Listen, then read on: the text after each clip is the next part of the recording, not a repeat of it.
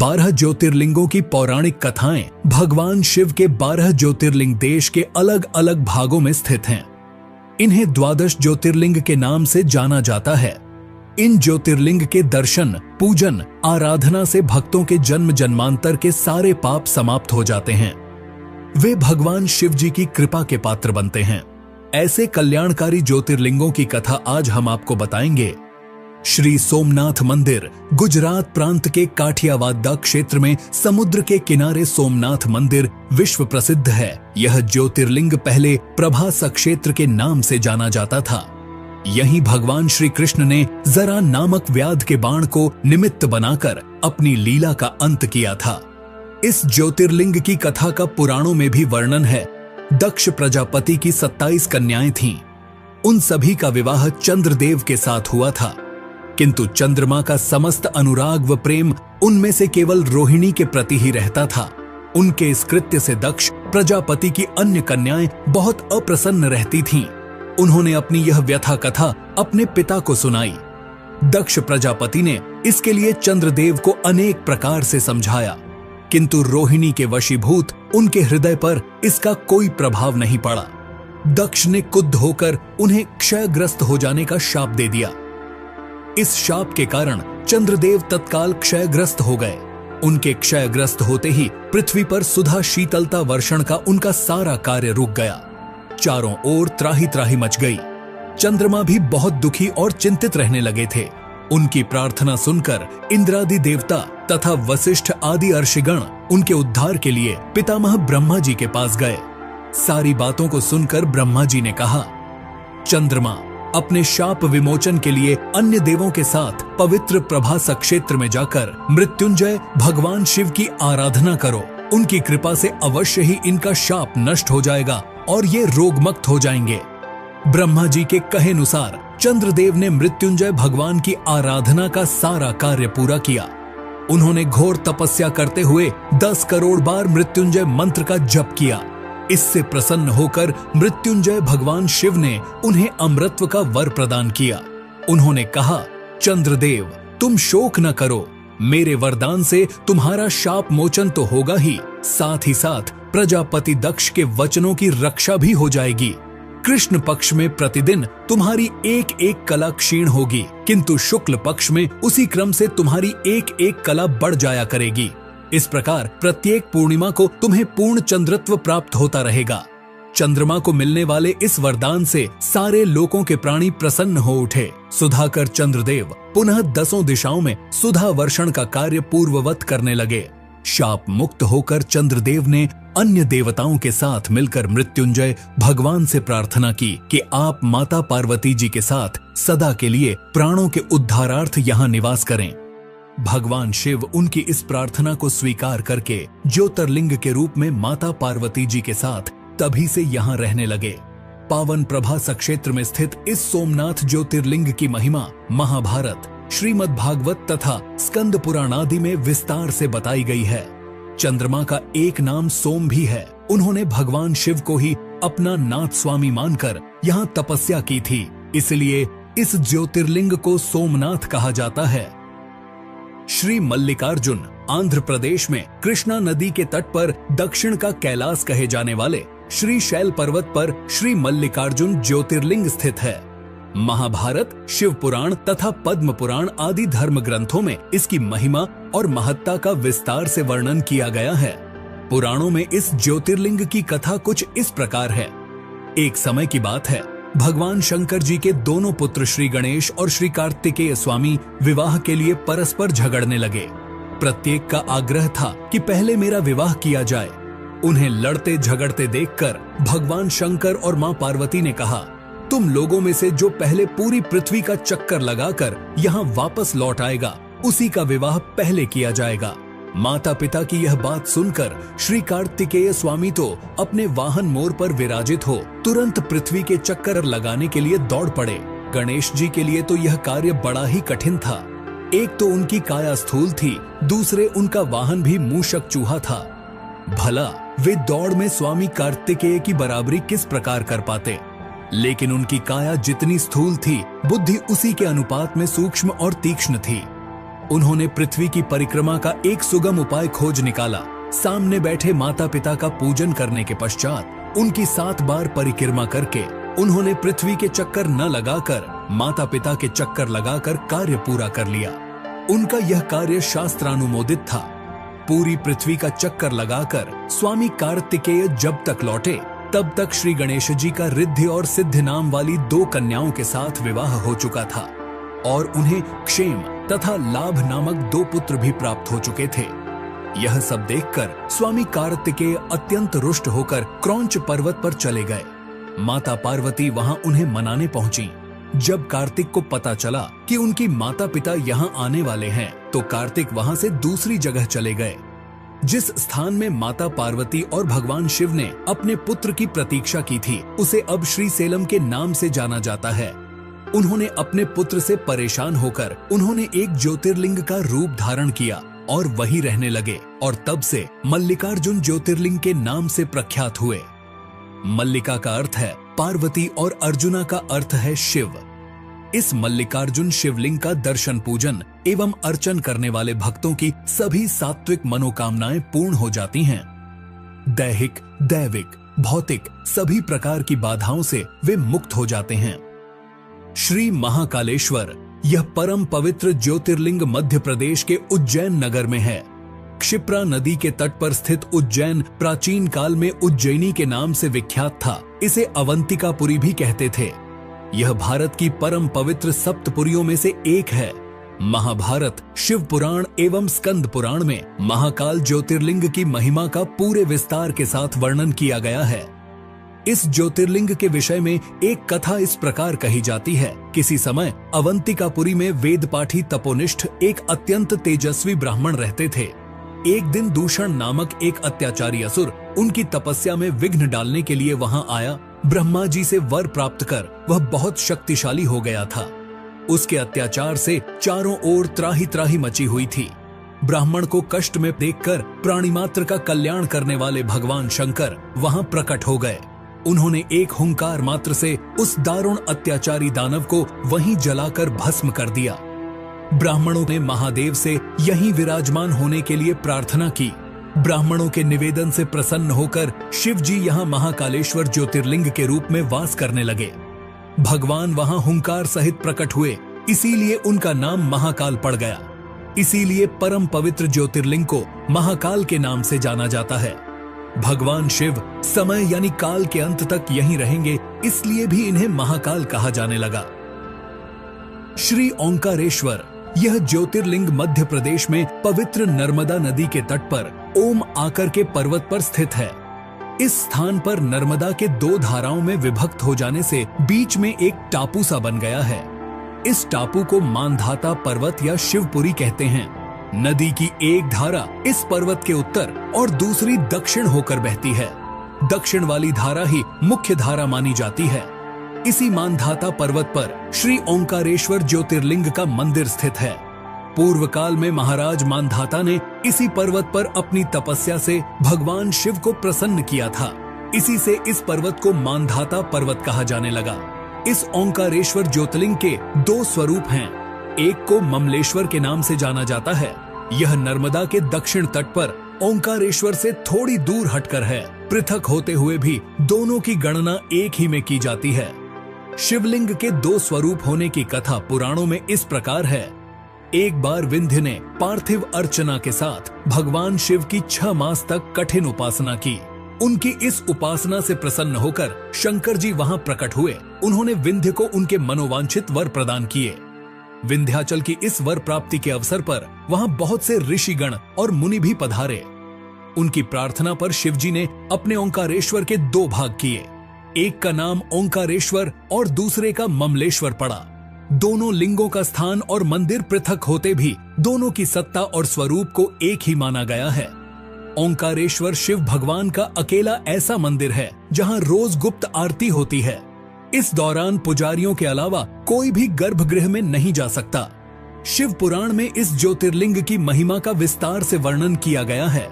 श्री ओंकारेश्वर और श्री ममलेश्वर के दर्शन का पुण्य बताते हुए नर्मदा स्नान के पावन फल का भी वर्णन किया गया है।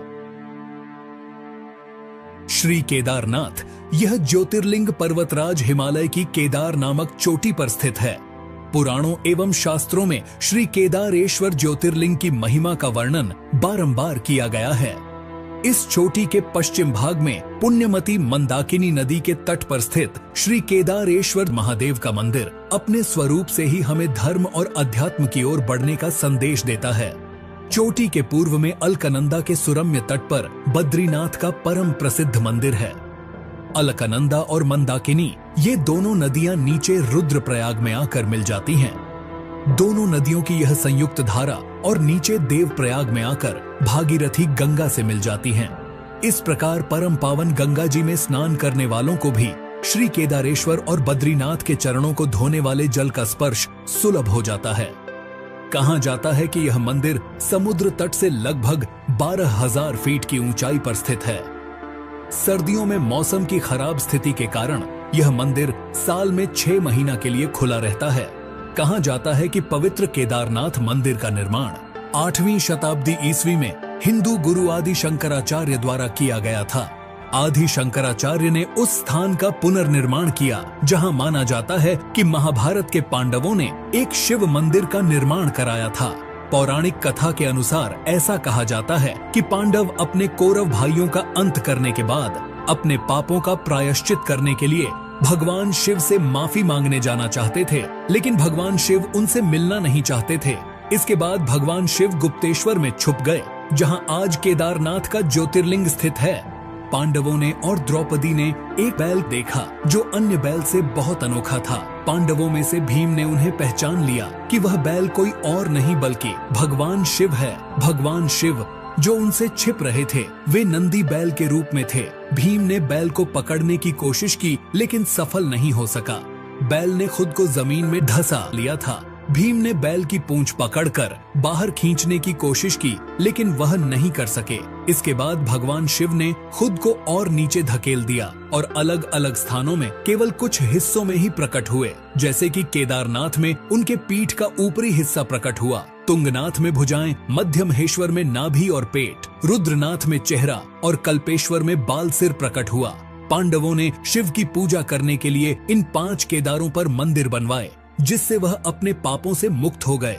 और भगवान शिव ने त्रिकोण रूप में इस पवित्र स्थान केदारनाथ में रहने का वादा किया। इसीलिए केदारनाथ इतना प्रसिद्ध है और भक्तों द्वारा पूजनीय है।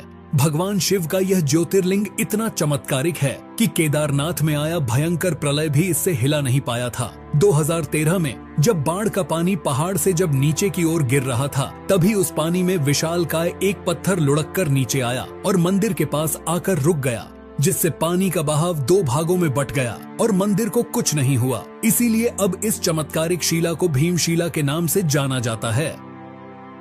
भीमाशंकर ज्योतिर्लिंग यह ज्योतिर्लिंग पुणे से लगभग 100 किलोमीटर दूर सह्याद्री की पहाड़ी पर स्थित है। इसे भीमाशंकर भी कहते हैं। इस ज्योतिर्लिंग की स्थापना के विषय में यह कथा कही जाती है। प्राचीन काल में भीम नामक एक महाप्रतापी राक्षस था। वह कामरूप प्रदेश में अपनी मां के साथ रहता था। वह महाबली राक्षस राज रावण के छोटे भाई कुंभकर्ण का पुत्र था, लेकिन उसने अपने पिता को कभी देखा न था। उसके होश संभालने के पूर्व ही भगवान राम के द्वारा कुंभकर्ण का वध कर दिया गया था। जब वह युवावस्था को प्राप्त हुआ तब उसकी माता ने उससे सारी बातें बताईं। भगवान विष्णु के अवतार श्री रामचंद्र जी द्वारा अपने पिता के वध की बात सुनकर वह महाबली राक्षस अत्यंत क्रुद्ध हो उठा। अब वह निरंतर भगवान श्री हरि के वध का उपाय सोचने लगा। उसने अपने अभीष्ट की प्राप्ति के लिए 1000 वर्ष तक कठिन तपस्या की। उसकी तपस्या से प्रसन्न होकर ब्रह्मा जी ने उसे लोक विजयी होने का वर दे दिया। अब तो वह राक्षस ब्रह्मा जी के उस वर के प्रभाव से सारे प्राणियों को पीड़ित करने लगा। उसने देवलोक पर आक्रमण करके इंद्र आदि सारे देवताओं को वहां से बाहर निकाल दिया। पूरे देवलोक पर अब भीम का अधिकार हो गया। उसने कामरूप के परम शिव भक्त राजा सुदक्षिण पर आक्रमण करके उन्हें मंत्रियों अनुचरों सहित बंदी बना लिया। इस प्रकार धीरे धीरे उसने सारे लोकों पर अपना अधिकार जमा लिया।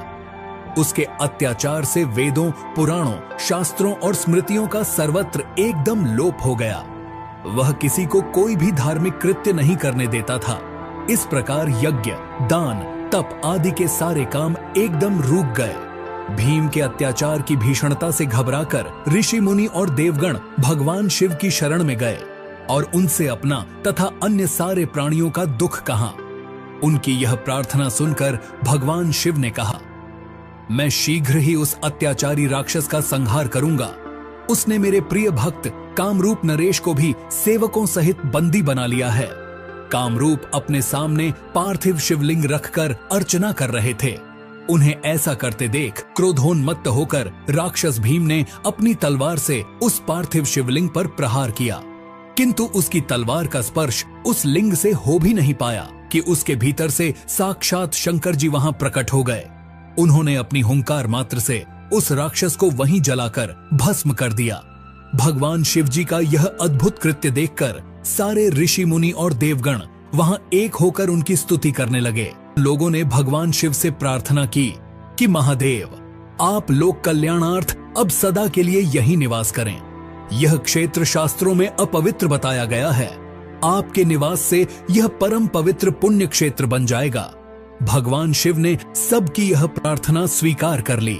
वहां वह ज्योतिर्लिंग के रूप में सदा के लिए निवास करने लगे। उनका यह ज्योतिर्लिंग भीमेश्वर के नाम से विख्यात हुआ।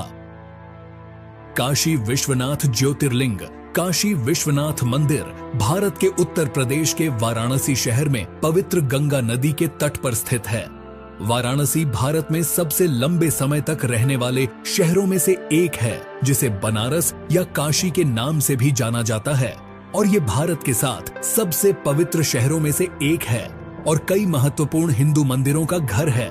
बनारस को एक ऐसे जगह के रूप में भी जाना जाता है जहां आयुर्वेद और योग परंपरा के निर्माता पतंजलि रहते थे और शिक्षा देते थे। ये एक महत्वपूर्ण बौद्ध शहर भी है, क्योंकि कहा जाता है कि बुद्ध ने अपना पहला उपदेश यही दिया था।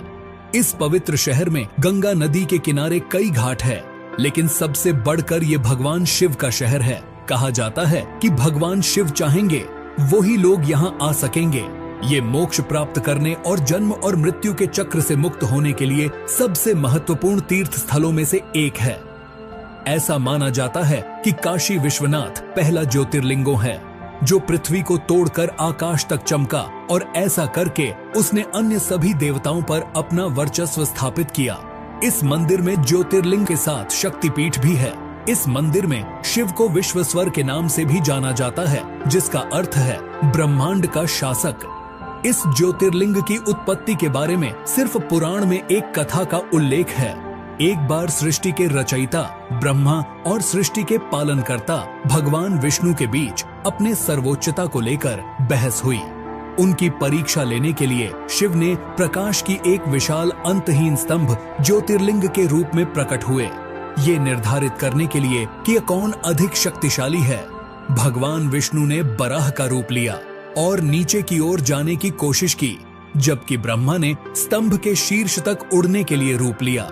लंबे समय तक स्तंभ के अंत को खोजने की कोशिश करने के बाद ब्रह्मा ने अहंकार के कारण झूठ बोला और कहा कि उन्हें स्तंभ का अंत मिल गया है, और साक्षी के रूप में कौतुकी का फूल दिखाया, जबकि भगवान विष्णु ने ईमानदारी से कहा कि उन्हें इसका अंत नहीं मिल सका और उन्होंने अपनी हार स्वीकार कर ली। तब भगवान शिव ने क्रोधित भैरव का रूप धारण किया और ब्रह्मा के 5वें सिर को काट दिया और उन्हें शाप दिया कि उनकी पूजा नहीं की जाएगी और भगवान विष्णु को अपने सामान हर मंदिरों में पूजा जाएगा। कहते हैं कि पृथ्वी के जिस स्थान पर यह स्तंभ गिरा था, वह जगह आगे जाकर काशी विश्वनाथ कहलाया।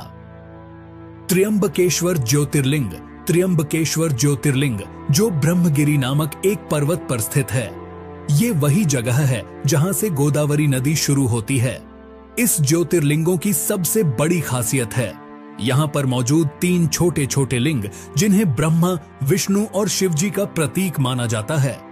पौराणिक कथाओं के अनुसार भगवान ब्रह्मदेव ने भगवान शिव को प्रसन्न करने के लिए ब्रह्मगिरी पर्वत पर तपस्या की थी।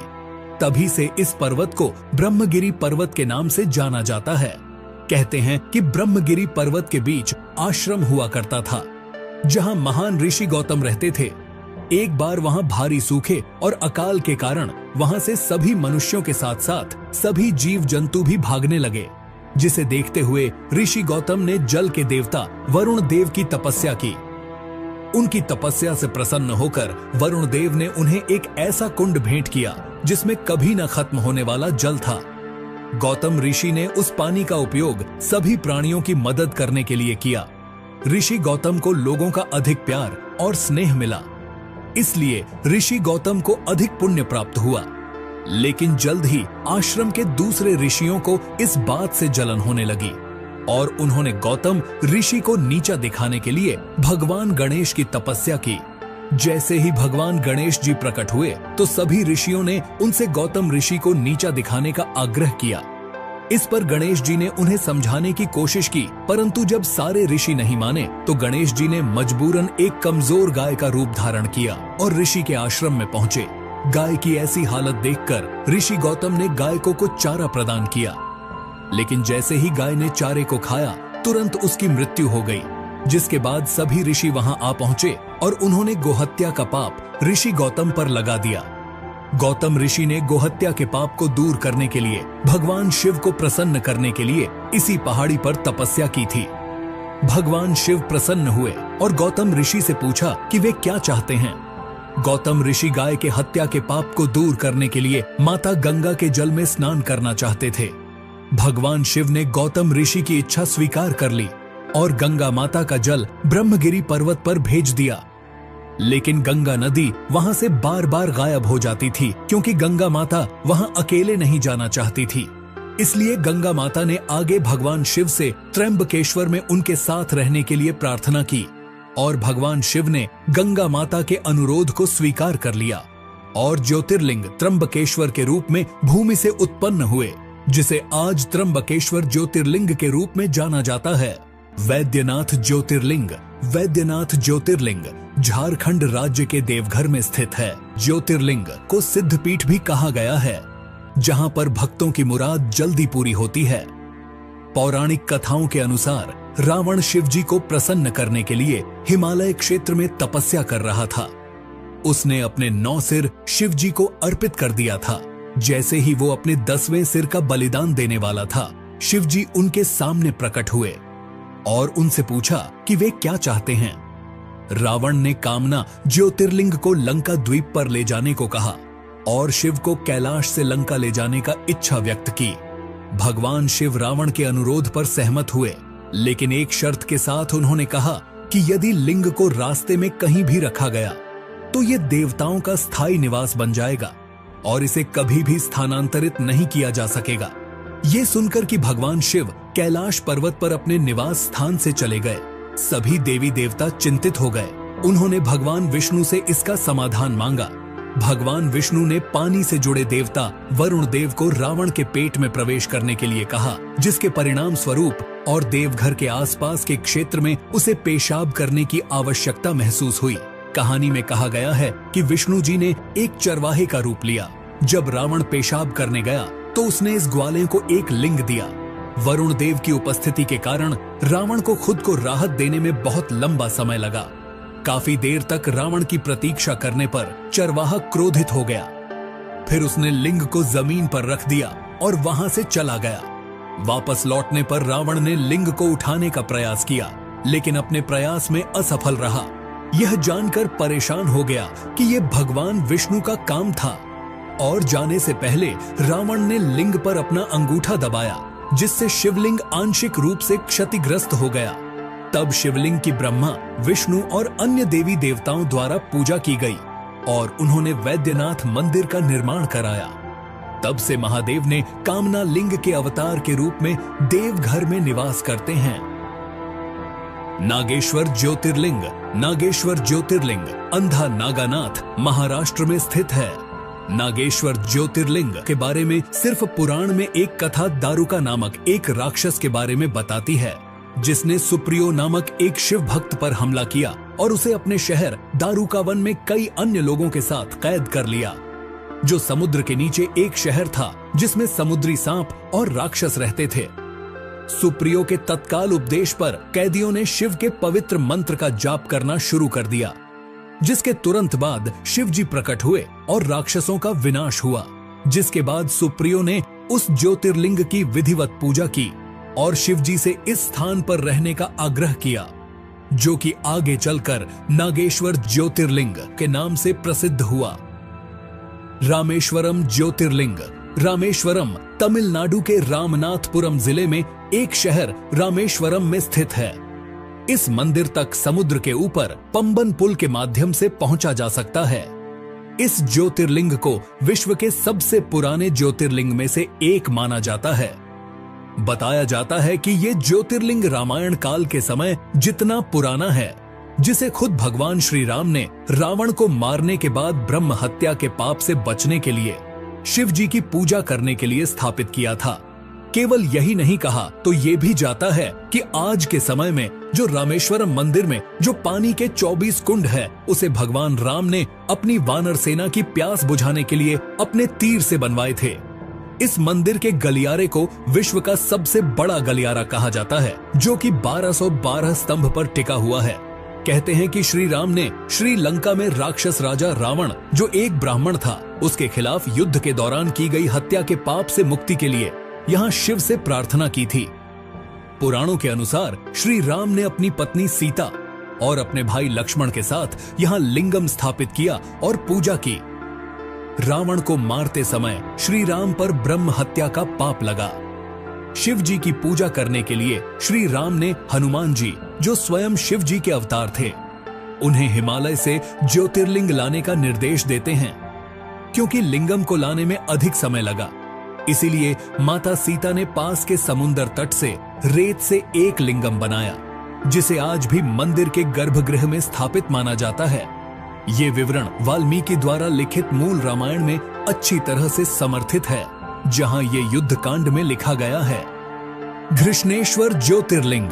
घृष्णेश्वर ज्योतिर्लिंग महाराष्ट्र के औरंगाबाद से 30 किलोमीटर दूर भरेल गांव में स्थित है। गांव न सिर्फ घृष्णेश्वर ज्योतिर्लिंगों के लिए जाना जाता है, बल्कि इस जगह पर विश्व प्रसिद्ध एलोरा कैव्स भी देखने को मिलती है। घृष्णेश्वर शब्द का अत्यधिक महत्व है, क्योंकि इसका अर्थ है करुणा का भगवान। इस मंदिर को विभिन्न नाम से जाना जाता है, जैसे कि उसमेश्वर, घूसमेश्वर, दुष्मेश्वर और ग्रीष्मेश्वर। कहानी ये है कि शिवालय गांव में सुधर्मा नामक एक ब्राह्मण था, जो अपनी पत्नी सुधैया के साथ देवगिरी पहाड़ों में रहते थे। ये दंपति निसंतान थे, इसलिए सुधैया ने अपनी छोटी बहन घुसमा का विवाह अपने पति से कर दिया। अपनी बहन की सलाह पर घुसमा प्रतिदिन 101 लिंग बनाती, उसकी पूजा करती और पास के झील में विसर्जित कर देती। आखिरकार उसे एक बच्चे का आशीर्वाद मिला। समय के साथ सुदैया अपनी बहन से ईर्ष्या होने लगी और उसने घुसमा के पुत्र की हत्या कर दी और उसे उसी झील में फेंक दिया जहां उसकी बहन लिंग को विसर्जित करने जाती थी। हालांकि घुसमा की बहन ने उसे बताया कि उसके बेटे की हत्या में सुदैया का हाथ था। घुसमा ने भगवान शिव की दया पर पूरा भरोसा करते हुए अपने दैनिक अनुष्ठान जारी रखा और अपने विश्वास के उपरांत जब वो लिंग को विसर्जित करने गई तो उसने अपने बेटे को अपनी ओर आता हुआ देखा। भगवान शिव उनके सामने प्रकट हुए और उसे उसकी बहन के घृणित कार्यों के बारे में बताया। घुसमा ने भगवान शिव से अपनी बहन को क्षमा करने का अनुरोध किया। प्रसन्न होकर भगवान शिव ने उन्हें वरदान दिया। घुसमा ने भगवान शिव से यही रुकने का आग्रह किया। यही कारण है कि भगवान शिव यहाँ स्वयं ज्योतिर्लिंग के रूप में प्रकट हुए। तो ये थे भारत के 12 प्रमुख ज्योतिर्लिंगों के बारे में जानकारी। अगर आपको यह वीडियो अच्छा लगा तो लाइक करें, अपने दोस्तों के साथ इसे शेयर करें और चैनल को भी सब्सक्राइब कर लीजिए ऐसी ही और वीडियो देखने के लिए।